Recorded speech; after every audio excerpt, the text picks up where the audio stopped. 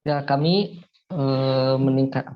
mengadakan kajian ekonomi syariah ini karena perhatian ini dari kerjasama dari pimpinan Perhimpunan Pelajar Indonesia Dunia dan Pelajar Islam Indonesia Mesir untuk memberikan isu perhatian terhadap ekonomi syariah. Kita fokus ke arah pemuda, ke sektor pemuda, kita sebagai pelajar, bagaimana sih respon pelajar sebelumnya menghadapi isu-isu ekonomi yang berkembang. Kemarin di Kairo ada Islamic Development Banks gitu ya, perkumpulan para ahli ekonomi muslim dunia pada datang termasuk Ibu Menteri Keuangan kita ya, Ibu Sri Mulyani ke sini, Bu yang mewakili Indonesia. Artinya perhatian terhadap ekonomi Islam di dunia ini semakin meningkat ya dari tahun ke tahun.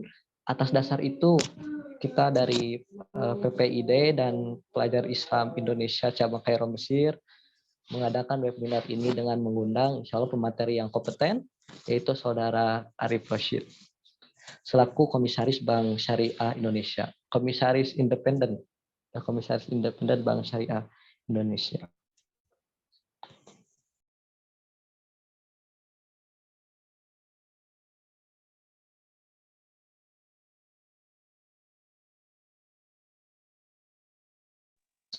Selamat datang juga kepada Saudara Fikri Haikal Arif LC, Kakak Daeng, selaku Ketua Umum Pelajar Islam Indonesia Kairo Mesir. Juga selamat datang kepada Saudara Muhammad Ruhul Jadid, selaku Ketua Kegiatan Webinar Ekonomi Syariah atas kerjasama Pelajar Islam Indonesia Kairo Mesir dan Perhimpunan Pelajar Indonesia Dunia. Ahlan wa sahlan bikudumikum, selamat datang di acara webinar kali ini. Jangan lupa juga selamat datang kepada Saudari Indri Raisa Hanum selaku Perhimpunan Pelajar Indonesia cabang Komisi Pendidikan ya. Selamat datang juga di acara kegiatan kita. Juga selamat datang kepada Mas Rama Ilham selaku Dewan Instruktur Pelajar Islam Indonesia Kairo Mesir. Selamat datang di acara kita juga.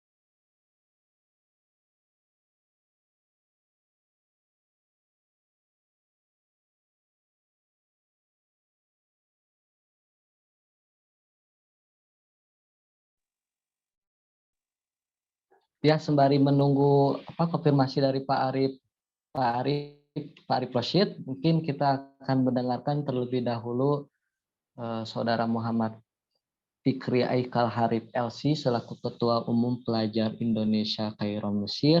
Kepadanya saya persilakan.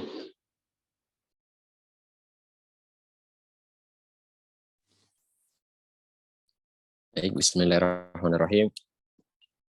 Assalamualaikum warahmatullahi wabarakatuh. Waalaikumsalam warahmatullahi wabarakatuh. Alhamdulillah, raditu billahi robba wa bil islami dina wa bi sayyidina Muhammadin nabiyya wa rasulah. Rabbi syrah sudurana wa yassir umurana wa liwalidayna warhamhum kama rabbawna shighara. Wassalatu wassalamu ala nabiyyinal karim, nabiyyinal mustafa Muhammadin sallallahu alaihi wasallam. Pertama-tama marilah kita bersyukur kepada Allah Subhanahu wa taala dan bersalawat kepada Nabi Muhammad sallallahu alaihi wasallam. Baik, yang pertama-tama saya ingin mengucapkan salam hormat dan selamat bergabung untuk teman-teman semuanya. Yang terhormat Muhammad Gifari selaku moderator kita insya Allah ke depannya dan juga selaku staf Departemen Musafir yang ada di Komunikasi Umat Perwakilan Pelajar Islam Indonesia dan juga sebagai staf di Komisi Ekonomi Persatuan Pelajar Indonesia Dunia. Selanjutnya, selamat bergabung untuk Saudara Ruhul Jadid, Muhammad Ruhul Jadid sebagai Kepala Bidang Bagian Komunikasi Umat Perwakilan Pelajar Islam Indonesia, juga kepada Saudari Indri Reza Hanum sebagai Sekretaris Umum Perwakilan Pelajar Islam Indonesia. Selanjutnya, saya ingin menyampaikan beberapa pandangan dan juga keresahan daripada teman-teman perwakilan pelajar Islam Indonesia, sehingga bisa mengangkat dan memperhatikan, juga memprogramkan webinar kita pada hari ini, yaitu yang bertemakan peran pemuda dalam pengembangan ekonomi syariah. Perlu kita ketahui teman-teman bahwasanya menurut The State of the Global Islamic Economy Report, produk dan jasa halal di dunia ini pada tahun 2017 mengalami perkembangan yang cukup pesat, sehingga di sana tercatat sekitar pendapatan sekitar 2,1 triliun yang itu akan diprediksi akan berkembang sampai 3 triliun lagi ke depannya USD. Hanya saja ketika diperhatikan di Indonesia tetap masih mencatat berada di posisi terbawah, padahal secara produksi Indonesia memiliki peran strategis yang cukup signifikan ketika turut dalam andil ini. Ya, sebelumnya saya ingin menyambut Pak Muhammad Arif Rashid Hasan selaku Halo, Komisaris Bank Syariah Indonesia. Halo, Selamat datang. Selamat datang, Pak. Waalaikumsalam warahmatullahi. Oke. Sorry ya, udah telat ya. Sehingga Dan mungkin nanti akan lebih cepat nih. Sorry. Mau ngantar anak ke rumah sakit soal. Ya, semoga cepat sembuh. Amin.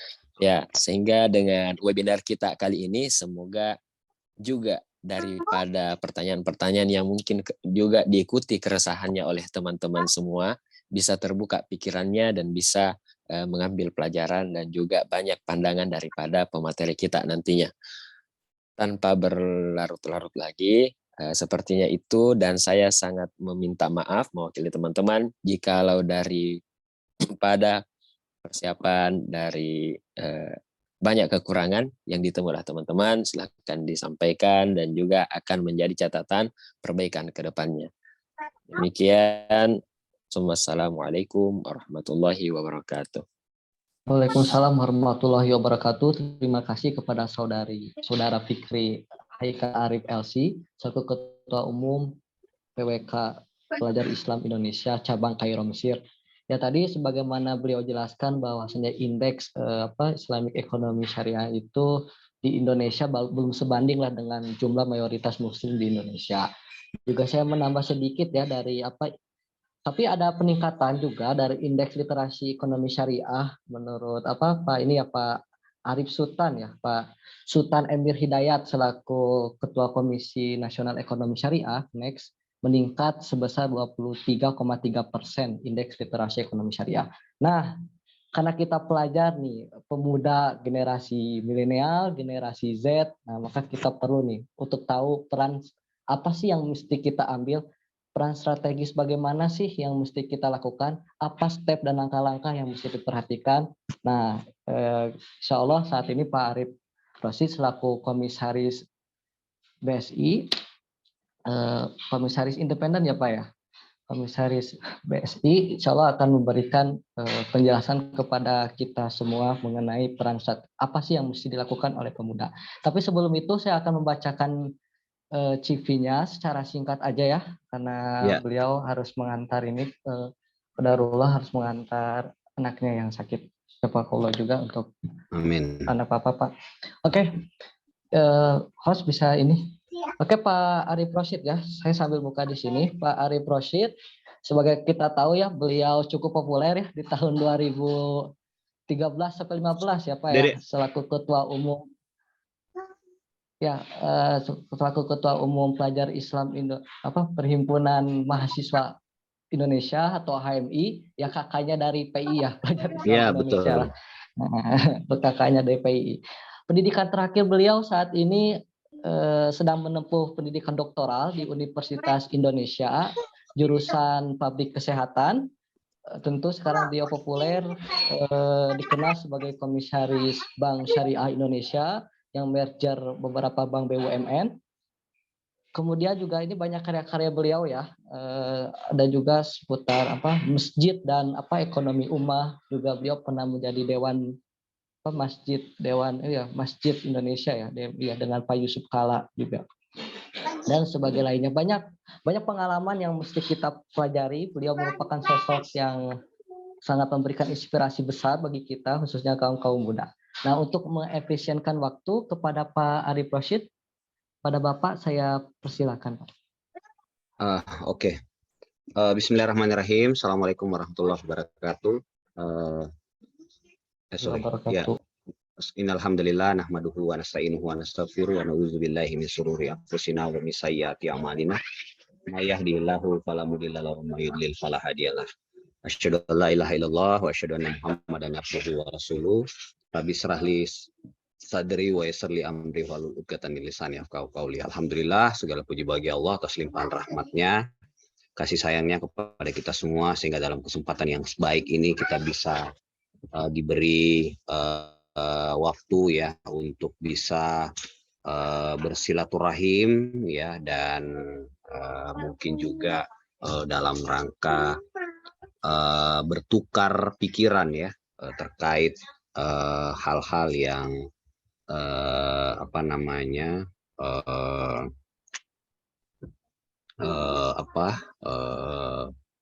ya terkait terhadap hal-hal yang bisa menopang ya ekonomi Indonesia di masa yang akan datang, juga Islam di Indonesia dan di dunia ya tentu saja. Nah, saya pengen mulai dari beberapa. Aku bisa dibantu ini nggak?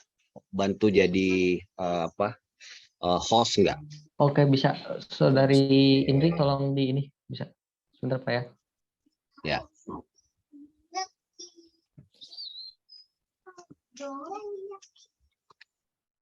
Aku akan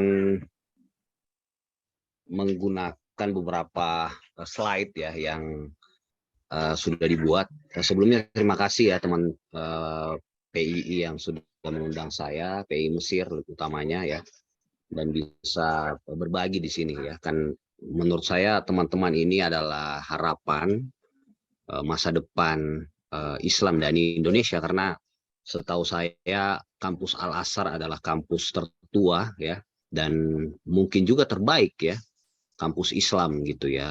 Cuma mungkin yang menjadi concern saya selama ini, interaksi saya terhadap teman-teman Al-Azhar itu kadang-kadang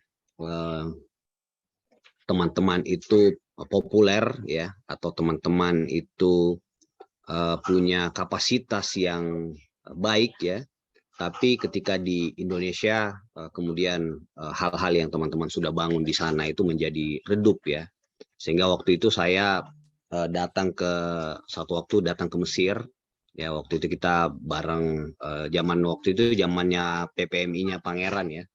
Setelah itu Pangeran kita bantu ya, Pangeran balik ke Indonesia, saya ajak dia untuk mengabdi di Masjid Agung Sunda Kelapa, dan alhamdulillah hari ini dia sudah menjadi penerjemah ya. Artinya dia cukup populer di Mesir.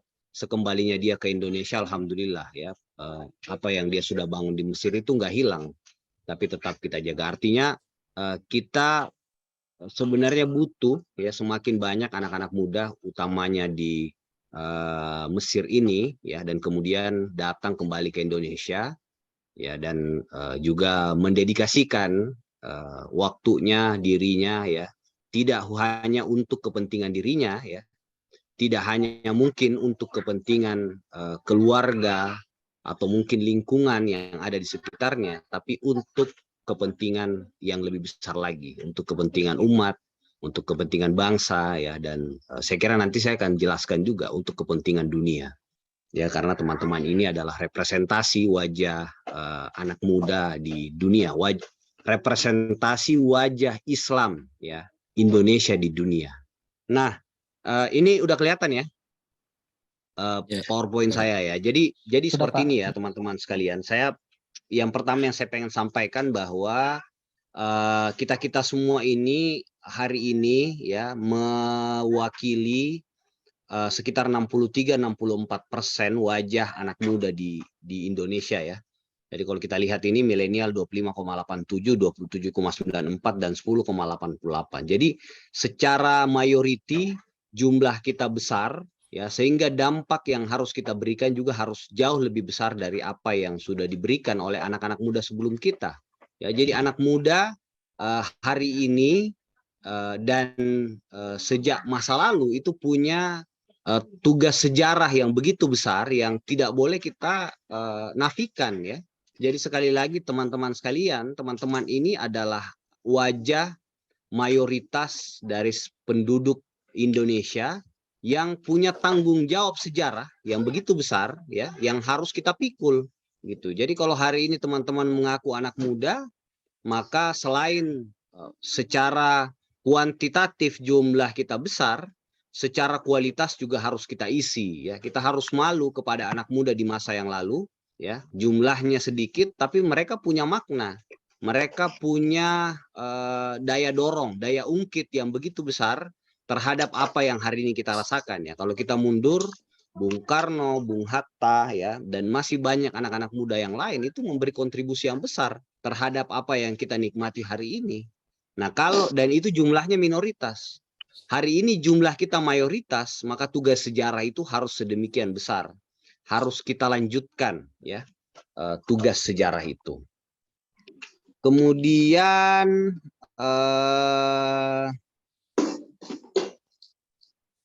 stop share. Aku pengen share yang lain tentang ini.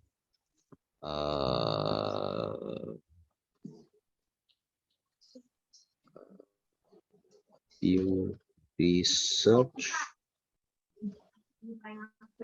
Center.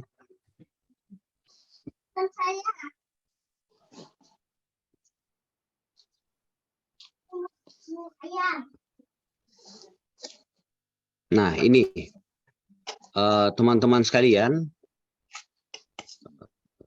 kayaknya saya punya materinya deh, sebentar ya. Jadi tadi itu ya penekanan saya pada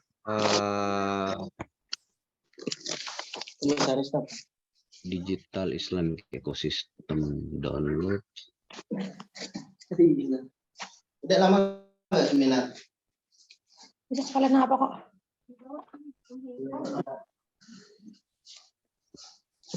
Bentar ya, saya lagi nyari bahan saya yang satu lagi sebentar. Ini belum ada sharing kan ya? Belum ada share screen-nya kan? Belum kelihatan kan ya? Belum. Belum. Oke. Wait.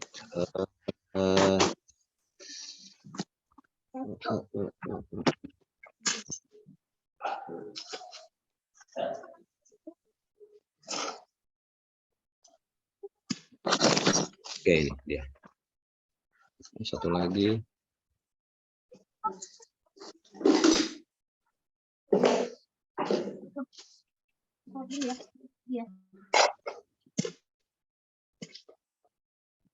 Masih.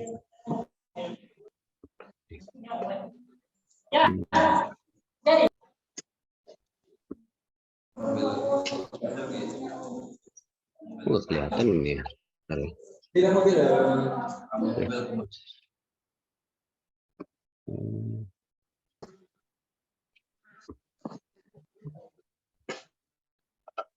Download.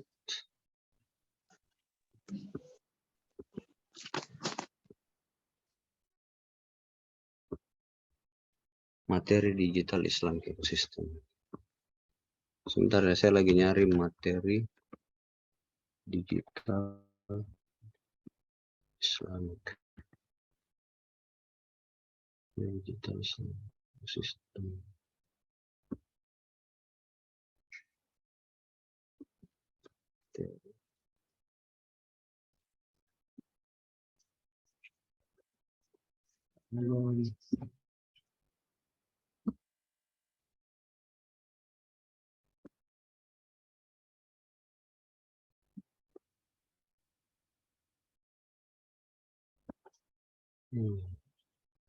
Oke, udah. Sorry.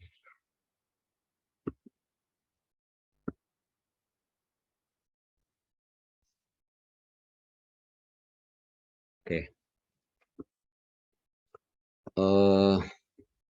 Saya nggak sempat merapikan ininya. Cuma ini ya, teman-teman udah lihat ya. Jadi kalau lihat di sini, teman-teman sekalian, di tahun 2050 ya, populasi Muslim kita itu hari ini terbesar ya, sekarang hari ini terbesar.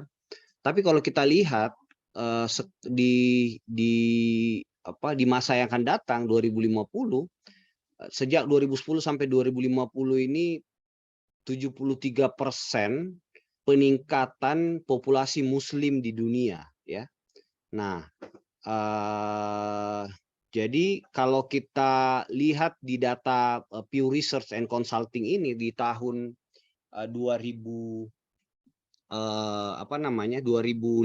itu populasi Muslim terbesar itu tentu saja ada di Indonesia, tapi yang tidak kalah menarik bahwa populasi Muslim dunia juga menjadi mayoritas ya, sekitar 30-an%. Artinya apa? Bahwa wajah Muslim di Indonesia ini tidak hanya terbesar di dunia ya, wajah Muslimnya ya, wajah Muslim di Indonesia ini tidak hanya terbesar di dunia, tapi kita juga sekaligus menjadi wajah umat beragama terbesar di dunia ya. Paham kan maksudnya ya? Jadi karena kita umat Islam terbesar tahun 2050, maka wajah Islam kita itu tidak hanya terbesar di dunia, tapi sekaligus sebagai wajah umat beragama terbesar di dunia. Nah, yang saya pengen bilang ke teman-teman, di saat itulah atau sejak saat inilah kita punya kesempatan untuk menunjukkan ke mata dunia bahwa umat Islam yang ada di Indonesia atau umat beragama yang ada di dunia harus banyak belajar dengan umat Islam yang ada di Indonesia. Karena kita adalah wajah Islam yang ada di dunia sekaligus wajah umat beragama yang ada di dunia. Karena kita mayoritas ya, secara kuantitatif. Pertanyaannya kemudian secara kualitas seperti apa? Nah, itu yang menurut saya kita harus bangga, teman-teman harus benar-benar tampil di depan ya. Tidak boleh lagi anak muda itu tampil di belakang. Ya, kita harus tampil ke depan. Kita harus maju selangkah, 2 langkah, 3 langkah untuk mengatakan tidak hanya kepada diri kita, tidak hanya kepada keluarga kita, tidak hanya kepada lingkungan sekitar kita, tapi kita harus menjadi wajah atau mengatakan kepada dunia bahwa kita adalah anak muda Indonesia, anak muda Islam, dan anak muda yang merepresentasi wajah umat beragama di dunia. Ya, jadi ini yang menurut saya kepercayaan diri ini yang paling penting yang saya harapkan ada sama teman-teman sekalian mahasiswa yang ada di Mesir sana. Ya, kenapa? Karena Mesir atau Al-Azhar adalah kampus Islam terbaik dan tertua yang ada di seluruh dunia ini. Kalau kita meyakini bahwa agama kita adalah agama yang terbaik dan di tahun 2050 adalah agama yang terbesar, maka tidak boleh lagi kita ini punya mental inferior. Tidak boleh lagi kita ini di belakang layar, tapi harus kita ke depan, ya. Dan yang juga menurut saya menjadi pekerjaan rumah kita, saya banyak berinteraksi dengan teman-teman Al-Azhar ya. Sekembalinya ke Indonesia itu ada salah satu yang saya kenal, misalnya doktor ya, lulusan filsafat di Al-Azhar ya. Menurut saya yang justru jauh lebih menarik ketika beliau menjelaskan tentang apa yang menjadi judul disertasinya ya. Tapi sayangnya itu masih belum kita optimalisasi. Kita balik ke Indonesia dan masih bicara hal-hal yang pada umumnya kita banyak sekali dengar dalam khutbah tiap Jumat gitu. Jadi saya selalu bilang, Ya, kalau kita dengar Quraisy Shihab itu kan setiap kali kita ketemu selalu ada hal yang baru yang kita temukan, ya. Tapi sayang seribu sayang, ya. Ini minta maaf nih, saya ngomong pahit-pahit aja, ya. Banyak alumni-alumni kita yang dari luar negeri yang harusnya ilmunya itu banyak sekali, tapi datang ke Indonesia dan menjelaskan hal-hal yang sudah menurut saya sudah sangat familiar atau sudah sangat umum kita dengar, ya, di setiap khutbah Jumat. Ya, sehingga menurut saya hasil disertasi teman-teman, atau hasil tesis teman-teman atau skripsi teman-teman itulah yang harus teman-teman semakin dalami, ya, semakin kontekstualisasikan, ya, di dalam kehidupan sehari-hari kita di Indonesia. Itu menurut saya yang paling penting, ya, yang harus pertama teman-teman kerjakan. Pertama, teman-teman harus percaya diri, punya kesadaran yang kuat, punya keberanian untuk tampil di depan, dan di depan teman-teman harus bicarakan sesuatu yang teman-teman sudah riset dan kontekstualisasikan dalam kehidupan sehari-hari. Ya, itu poin pertama saya, ya, teman-teman sekalian. Yang kedua, yang juga penting saya sampaikan dalam kesempatan yang baik ini, ya, saya sekaligus juga mungkin anggaplah sebagai laporan saya, ya, kepada teman-teman yang belajar di Mesir, ya. Nah, ya.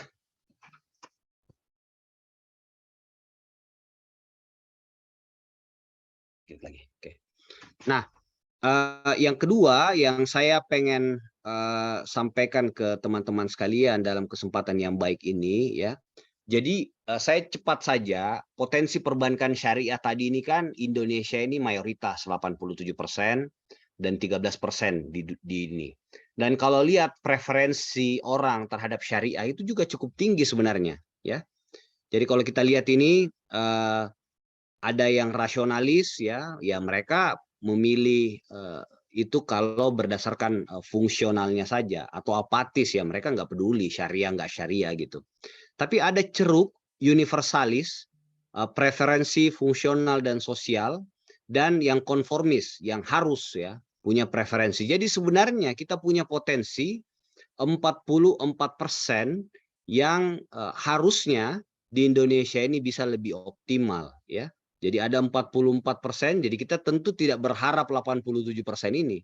Kita cuma harus agak serius terhadap sekitar 44% ini, karena mereka yang punya preferensi yang baik terhadap sesuatu yang nilainya syariah.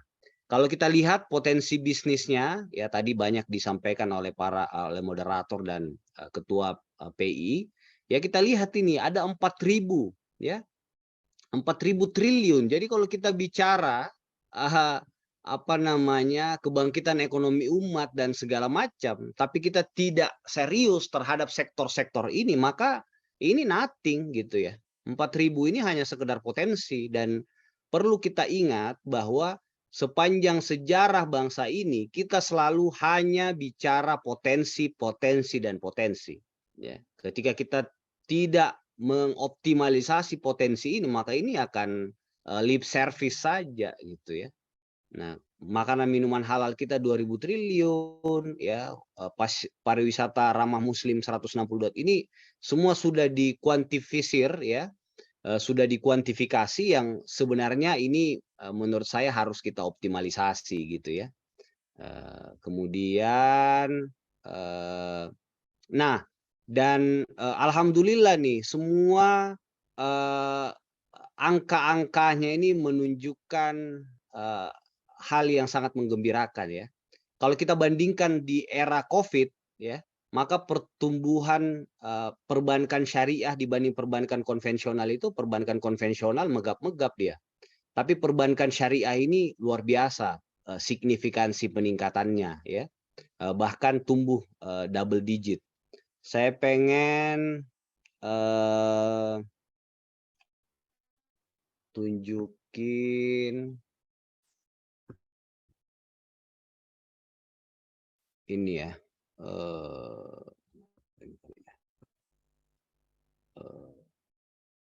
Nah, ini nih, ya. kalau kita lihat teman-teman sekalian, ini pada saat COVID ya, lihat ini bank syariah ini tetap tumbuh ini ya, 13,11%, asetnya, kredit pembiayaannya 8% dan DPK-nya 11% ya, dana pihak ketiga. Lihat ini kalau bank konvensional ya, dia cuma tumbuh 6%, kreditnya malah minus 3,02% ya, DPK-nya cuma tumbuh sekitar 10%. Ya, BSI lebih gede lagi. Kita tumbuhnya 16%, 15%, jadi semua double digit. Artinya apa? Saya pengen bilang bahwa hari ini ya maupun di masa lalu sebenarnya kalau kita lihat setiap masa krisis, maka ekonomi dan keuangan syariah itu sebenarnya paling top lah ya, paling top. Jadi sebenarnya kita tidak hanya bicara ini konteksnya halal haram atau riba tidak riba ya. Kita selalu terjebak di situ kan, di hal-hal yang ya menurut saya itu juga harus kita pahami gitu ya. Tapi yang juga harus kita ceritakan ke banyak orang bahwa secara faktual ya, secara teknis ekonomi dan keuangan syariah ini beyond halal dan haram ya. Atau misalnya kalau kita bicara makanan minuman halal itu bukan sekedar halal dan haramnya, tapi juga sekedar kita akan bicara pada prosesnya yang baik, sehatnya terpenuhi, dan segala macam itu. Itu kalau dalam konteks kemarin kita mengalami COVID ya.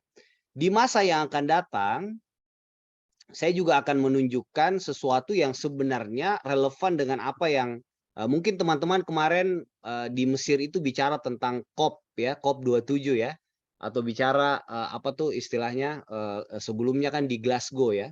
Jadi bicara tentang green economy, bicara tentang blue economy ya, you name it lah ya. Tapi yang saya pengen jelaskan bahwa selain ekonomi dan keuangan syariah ini kontekstual, ya kalau di masa lalu Bung Karno itu pernah bilang bahwa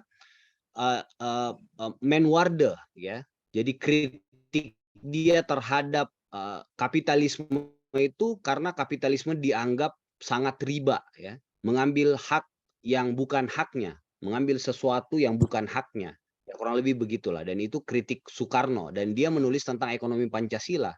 Dan satu guru besar di Jakarta ini menjelaskan bahwa ekonomi Pancasila juga linier. Nah, yang saya pengen bilang di konteks ini, di poin kedua saya ini, bahwa ekonomi dan keuangan syariah itu tidak hanya relevan di ekonomi dengan yang sekarang di tengah situasi pandemi ini, dan juga di masa depan. Buktinya apa? Ya, buktinya ini teman-teman sekalian ya. Sustainable finance dan syariah ekonomi konsep itu ternyata linier ya. Kalau makosid syariah kita itu menjaga menjaga agama, menjaga jiwa, menjaga pikiran, itu relevan dengan P yang pertama, people dari SDGs ya, Sustainability Development Goals ya. Kalau COP kemarin kan akan bicara itu kan, akan bicara bagaimana Sustainability Development Goals itu bisa kita wujudkan ya. Kemudian profit juga menjaga harta ya dalam makosid syariah. Planet menjaga keturunan. Makanya sekarang pembiayaan hijau, pembiayaan biru ya dan pembiayaan pro lingkungan itu sangat masif misalnya di negara-negara maju seperti Belgia, Belanda ya.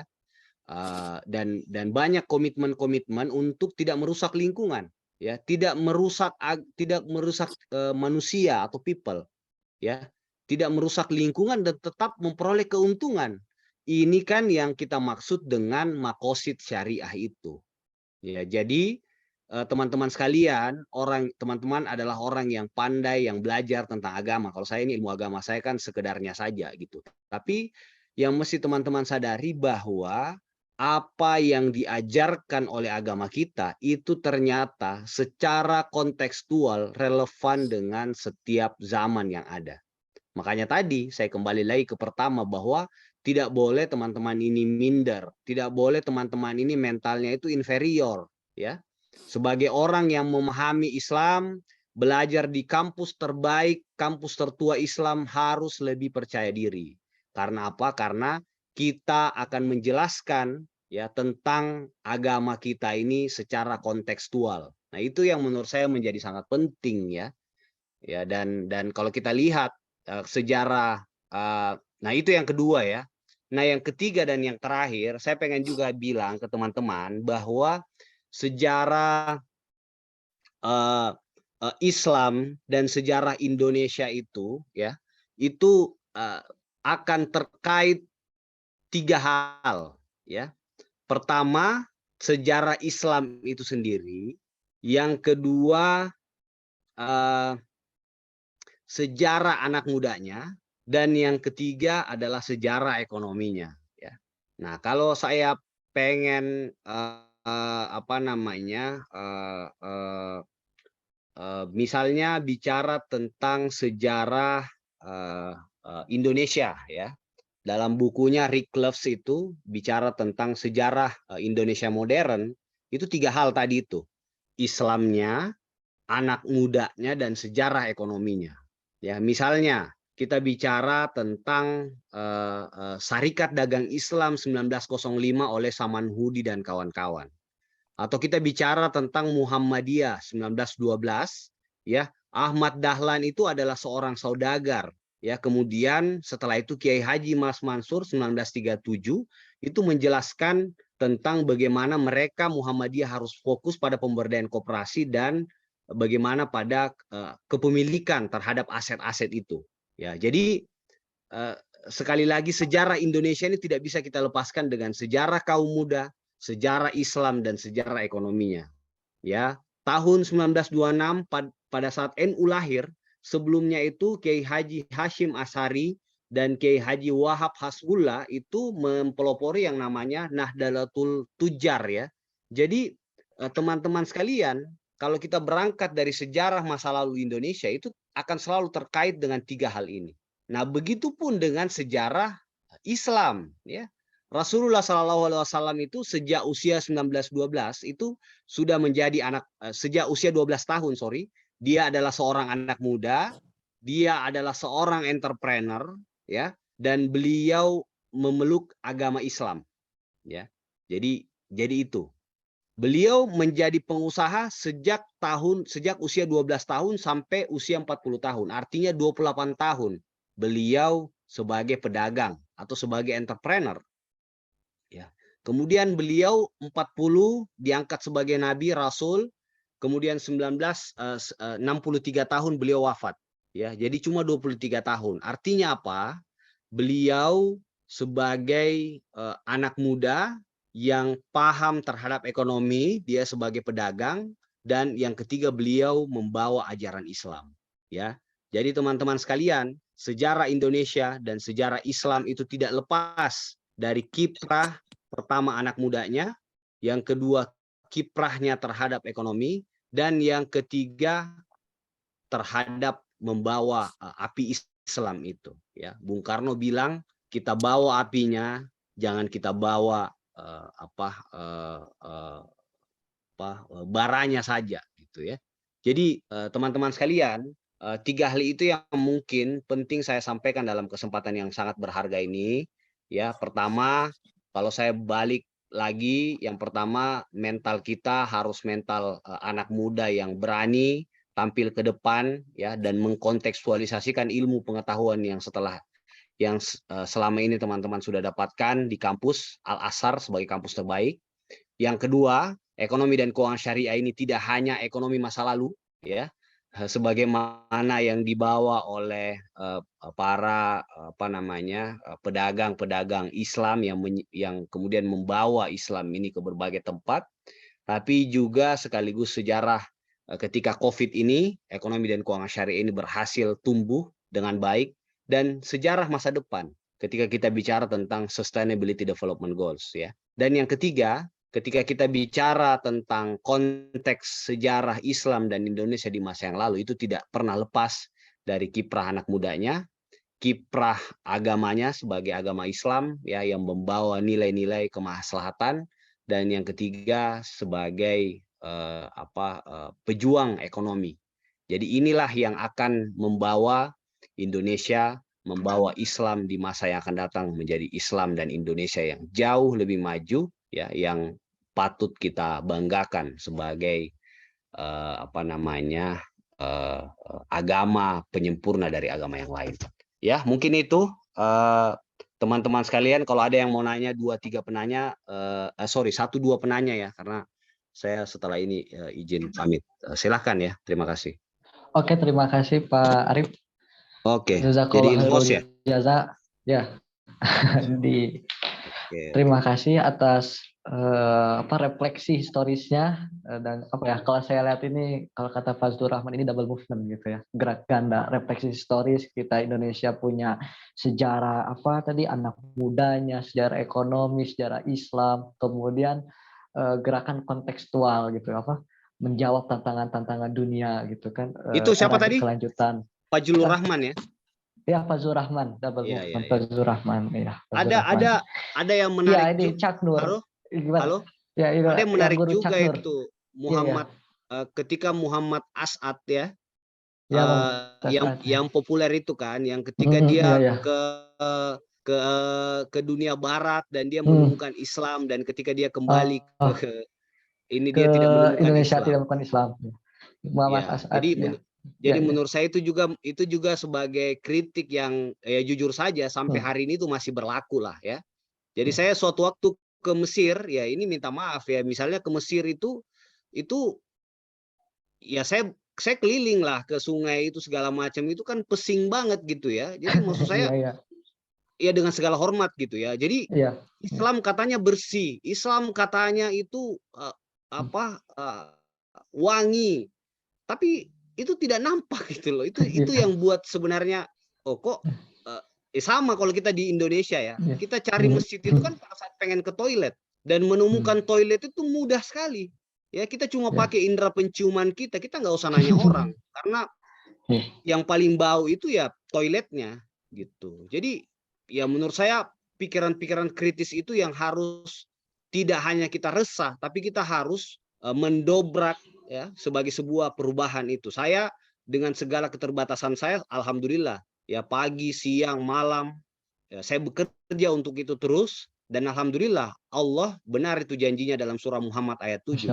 Siapa yang menolong agama Allah, siapa yang meninggikan agama Allah, niscaya dia akan diangkat derajat dan kedudukannya. Jadi menurut saya kita nggak boleh ragu soal itu. Ini keyakinan, ini soal keyakinan ya. Jadi itu ya teman-teman sekalian. Ya, terima kasih Pak. Ya, benar sekali apa yang dikatakan Pak Arif itu ya. Ya itu makanya Pak, kenapa sekarang konferensi PBB gitu di Sharm Sheikh di Kairo tentang climate change gitu, perubahan iklim. Ya karena salah satunya melihat Kairo yang negara yang kurang ramah terhadap iklim gitu Pak. Jadi banyak tokoh-tokoh Indonesia sekarang pada ke sini gitu karena ada perkumpulan di Sharm Sheikh di Kairo sendiri. Ya mungkin untuk mengefisienkan waktu ya saya satu aja ya, mohon maaf ya. Oh, satu ya. Iya. Oke, satu aja. Udah mau jalan, minta maaf. Ya saya hitung sampai 3 ya, yang paling cepat dia yang dapat 1 ya. Saudara Sahar, mohon diulang lagi ya. 1, 2, 3 ya. Udah Sahar aja berarti. Oh, udah Sahar aja ya. Ya. Ya udah, Saudara Sahar mungkin bisa ini di on kan. Mohon kepada host. Sudah masuk suaranya ya. Baik. Sudah. Saudari berarti ya. Saudari Sahar, mohon maaf saudari. Sering belah buat memang. Perkenalkan, nama aku Sahar dari Universitas Al-Azhar Kairo, sudah fresh graduate, alhamdulillah. Terima kasih atas pematerinya, Pak. Di sini aku ada pertanyaan ya, satu aja kok. Apakah ada saran langkah untuk kita yang baru fresh graduate Universitas Al-Azhar Kairo untuk ikut bergabung dan berperan di Bank Syariah Indonesia? Dan seperti apa kualifikasinya, Pak?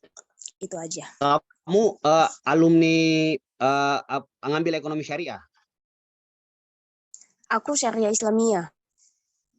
Oke, Syariah Islamiyah ya. Oke deh, nanti balik ke Indonesia kapan, Sahar? Akhir Desember insya Allah. Oke. Nanti minta kontak saya sama Ketua PI Mesir. Kita ketemu di Indonesia ya. Saya menurut saya banyak hal yang bisa kita sebenarnya lakukan bareng-bareng ya.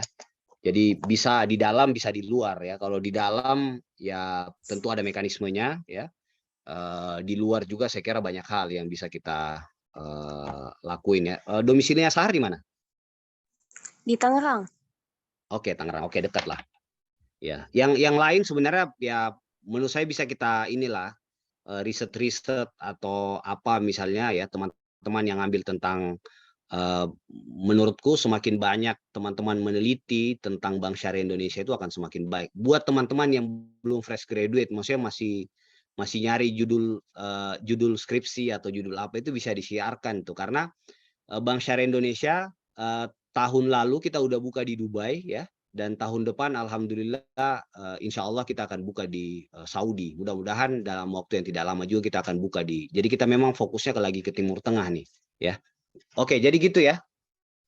Nanti Sahar kita ketemu aja di Jakarta. Baik Bapak, terima kasih banyak. Alhamdulillah ya Sahar ya, langsung ini dengan Bapak Komisaris nanti biar di follow up langsung melewat Ustadz Fikri Haikal Arif. Pak Arif. Oke. Mungkin Pak, karena Bapak ada acara mungkin ya Pak, mungkin kita bisa foto bersama dulu mungkin Pak. Boleh. Ya. Oke. Di host Saudari Indri mohon dibimbing ya. Gitu.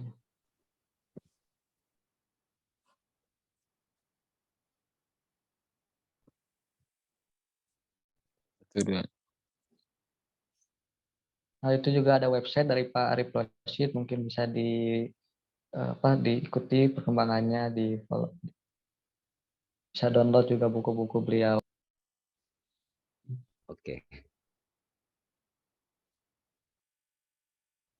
Ya, foto bareng dulu. Mungkin saya yang pimpin aja mungkin ya. Semuanya mohon di on cam. Oke, yang dari laptop mungkin bisa nanti minta juga screenshotnya dikirim ke grup bersama-sama. Ya, mungkin dipimpin dari saya ya. 1, 2, 3. Salam perubahan.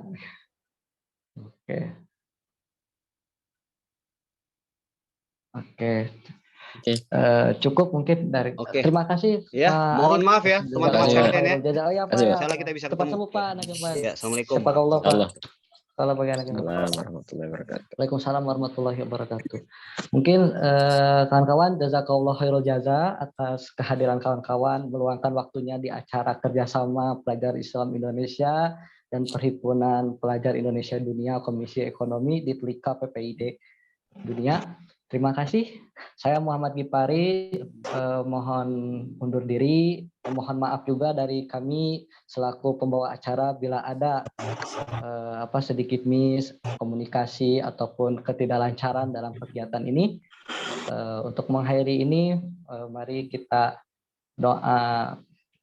berdoa bersama kafaratul majelis dan doa supaya kita selalu dirahmati oleh Allah Subhanahu wa taala. Subhanakallahumma wa bihamdika asyhadu alla ilaha illa anta astaghfiruka wa atubu ilaik. Rabbana atina fid dunya hasanah wa fil akhirati hasanah wa qina azabannar. Salam 24 jam bergerak berjamaah. Wassalamualaikum warahmatullahi wabarakatuh. Waalaikumsalam warahmatullahi wabarakatuh.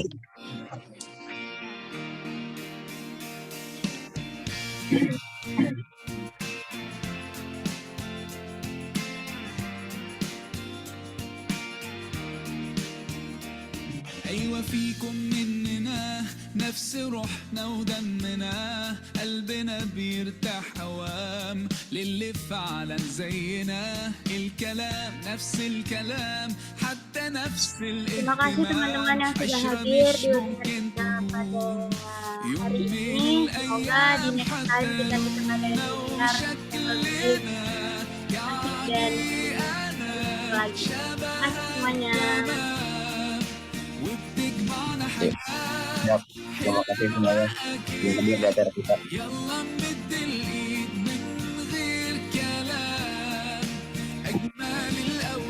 Ini untuk sertifikat nanti kita infokan lagi di grup ya teman-teman. Terima kasih.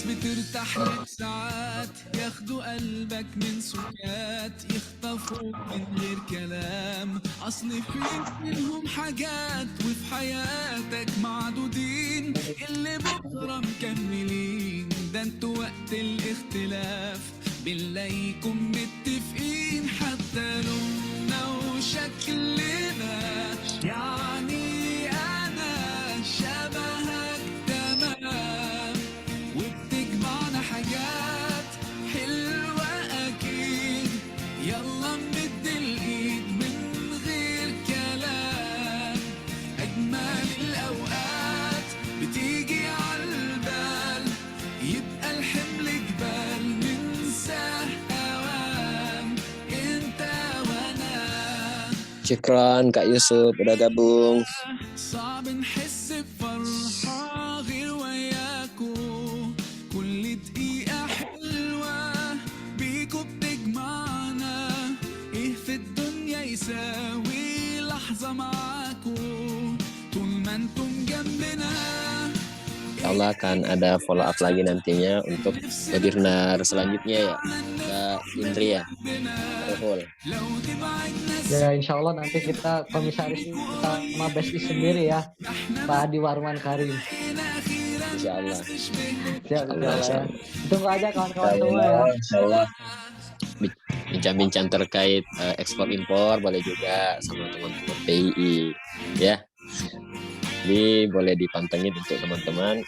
Insya Allah untuk perkembangan pergerakan anak muda ya jangan sampai kita membangun mental menerima zakat saja tapi yang berzakat ya.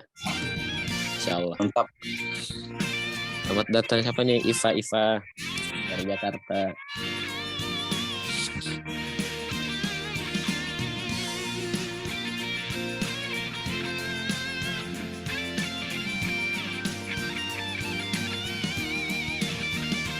Insya Allah untuk sertifikatnya bisa setelah pendaftaran dan pendataan nama dan teman-teman. شبهك تمام وبتجمعنا حاجات حلوة أكيد يلا نمد الإيد من غير كلام أجمل الأوقات بتيجي عالبال يبقى الحمل جبال ننساه أوام أنت وأنا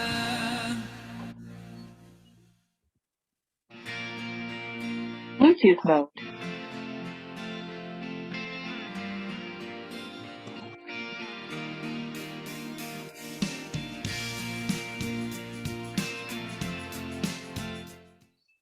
Untuk teman-teman yang udah selesai di room Zoom, dimohon atau dipersilahkan untuk meninggalkan ruangan Zoom. Terima kasih.